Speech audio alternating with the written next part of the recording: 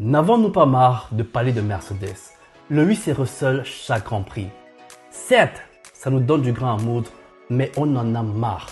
C'est un peu trop. Cette fois-ci, c'est la goutte d'eau qui a fait déborder le vase.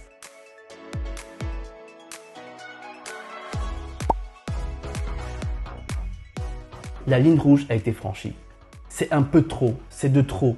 On ne pouvait pas imaginer deux pilotes de l'équipe de Mercedes qui se mettent au tas, les amis. La scène est grave, la scène est gravissime, l'image fait mal. Je n'ose pas imaginer ce que les fans ont ressenti. J'ai vu des messages sur Twitter, ça faisait mal. On aurait eu l'impression qu'il y avait eu un crève-cœur en fait. Lewis Hamilton devant sa voiture. Avec un pari hyper stratégique, des softs les amis. On en rêvait tous de voir comment est-ce que ce match allait terminer. C'est dommage. Et oui les amis, il y a eu cette image. Cette image les amis, que doit-on penser? Les acteurs, c'est pour le cinéma. Ici c'est la Formule 1 les amis. Ces deux-là, c'est une scène scénarisée. On ne peut pas nous dire qu'ils s'entendent aussi bien, que c'est l'amour fou, alors qu'ils viennent de se mettre au tas. Ou plutôt que Lewis Hamilton s'est mis au tas avec son équipier. On l'a bien entendu au micro. My teammate. C'était quoi, Franck? My teammate got me out. Exactement. Quel anglophone ce Franck. Il aime vraiment Mercedes. Donc, les amis, ça c'est du cinéma. Forcément, il y a une tension et on veut voir la tension. Je pense que Netflix est en train de s'accrocher aux images chez Mercedes et on aura quelque chose avec Drive to Survive. Même si Mercedes veut nous cacher le fond de l'image, le fond de la scène, nous on le voit très clairement. Regardez cette image. Russell ne regarde même pas Lewis dans les yeux. Autant vous dire que ce n'est pas l'amour fou, c'est du cinéma. Les acteurs, les amis, Mercedes, ils adorent ça. On a un community manager qui se balade avec la caméra pendant tout le week-end et capte les images qu'il veut bien nous envoyer. C'est un scénariste, mec. Bref, regardez cette image, encore plus parlante. Les deux vont dans la direction opposée. Je te ferai pas l'affront de continuer, Franck. Parle-nous de Mercedes. Qu'as-tu ressenti? C'est quoi cette prestation? On a l'impression qu'il n'y a plus d'arbitre, un imbroglio.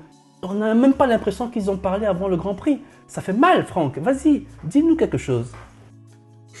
Non, ça fait clairement mal. Je pense que c'est l'écurie qui a perdu. C'est aussi Hamilton qui a énormément perdu. J'en ai parlé avec Pérez.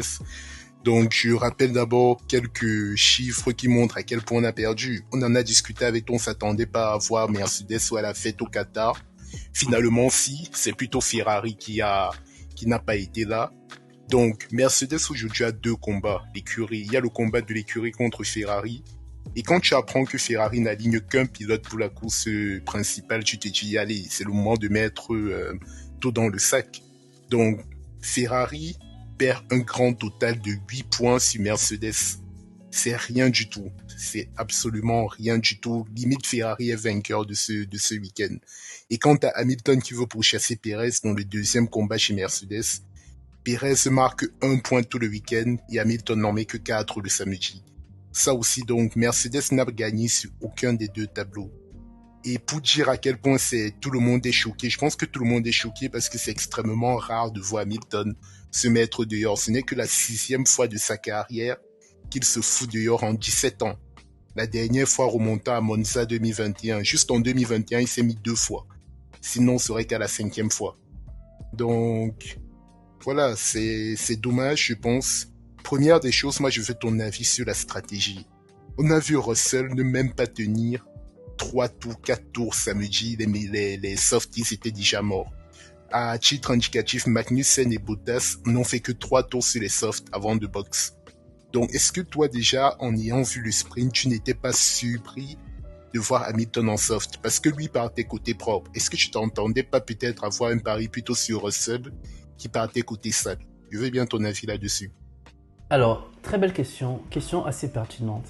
Alors, moi je me disais que Mercedes n'allait peut-être pas mettre ses œufs dans le même panier. Pour une fois, je pensais que Mercedes allait faire quelque chose de bold et ils l'ont fait. Scinder les stratégies, ne pas partir en médium et se suivre toute la course. Franchement, ça ne devrait pas de kiff. Lewis Hamilton qui part en soft du côté propre, on ne s'y attendait pas. Mais est-ce que la stratégie était intelligente? Oui, Franck, c'était une bonne stratégie. Se dire que Lewis allait déplacer Verstappen et tracer sa route et potentiellement donner rapidement un écart de 8 secondes et aller box pour remettre des médiums. Et vu le rythme de la Mercedes, je ne pense pas que ce pari était le plus risqué. C'était un pari qui peut-être allait le mettre deuxième ou troisième, mais au moins il allait mener quelques tours le Grand Prix. Lewis Hamilton, on sait très bien qu'il a faim, il a la rage, il veut gagner un Grand Prix. Et je pense qu'il est prêt à prendre tous les risques possibles pour le faire. Sachant que c'était le minimum des risques possibles quand tu sais que Perez, qui est réellement son adversaire pour cette fin de saison, partait de très loin. Donc techniquement, il ne perdait pas grand-chose. La stratégie était plutôt bonne. Je suis d'accord avec toi. Je voulais d'abord avoir ton avis. Là, on est totalement d'accord. Donc, on est d'accord donc qu'à partir de là, comme Russell a dit, le briefing était clair, c'est Hamilton doit passer au T1. Donc, pour Russell, quand tu es du côté de Russell et de Mercedes, tu sais qu'Hamilton y sera agressif. Du coup, je comprends très bien que ce soit sa faute sur les on-board, mais je me dis aussi quand Russell dit « je n'ai même pas regardé où était Hamilton », ma question c'est « comment tu peux dire que tu n'as pas vu Hamilton et après tu nous avoues que tu étais censé le laisser passer ?» Donc, comment te placer? Parce que là, du coup, il a été agressif avec Hamilton et ne lui a pas facilité la tâche comme c'était prévu. Donc, pour moi, tout cela, comme tu as dit, ça vient peut-être d'un management qui n'arrive pas à imposer sa philosophie de dire, ok les gars, allons jouer pour l'écurie, Hamilton y va passer, vous êtes sur deux stratégies différentes, ne vous mettez pas dans des conditions de combat. Et là, dès le premier virage, même pas deux virages, dès le premier virage, tes deux stratégies partent en fumée. Donc voilà, pour moi, ça doit se régler à Brackley mardi, parce qu'on sait que c'est mardi qu'ils reviennent à l'usine étant donné le long voyage qu'il faut pour y arriver. Mardi à Brackley, Wolff doit prendre ses responsabilités et dire les gars, on a juste un combat déjà, c'est de battre Ferrari.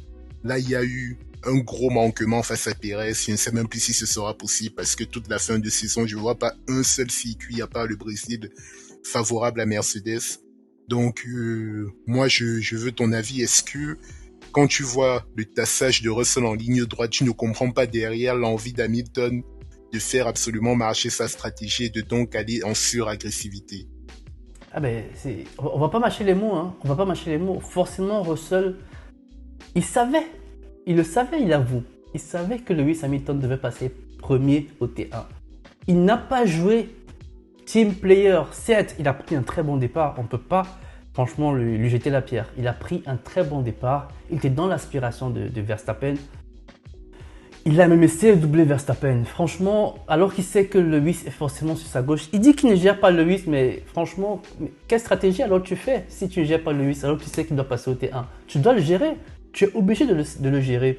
Moi, j'aimerais rappeler aux téléspectateurs, ceux qui nous suivent, le Grand Prix du Mexique avec Bottas. Je pense que c'était 2021.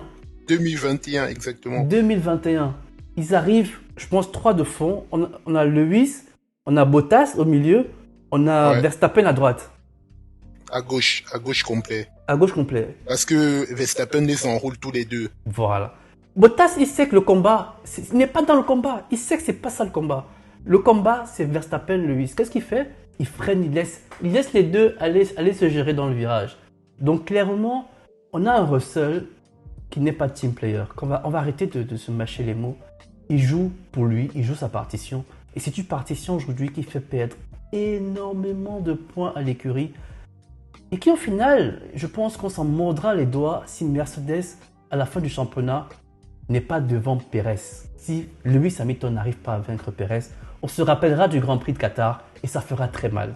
Parce qu'un pilote a refusé de jouer team player.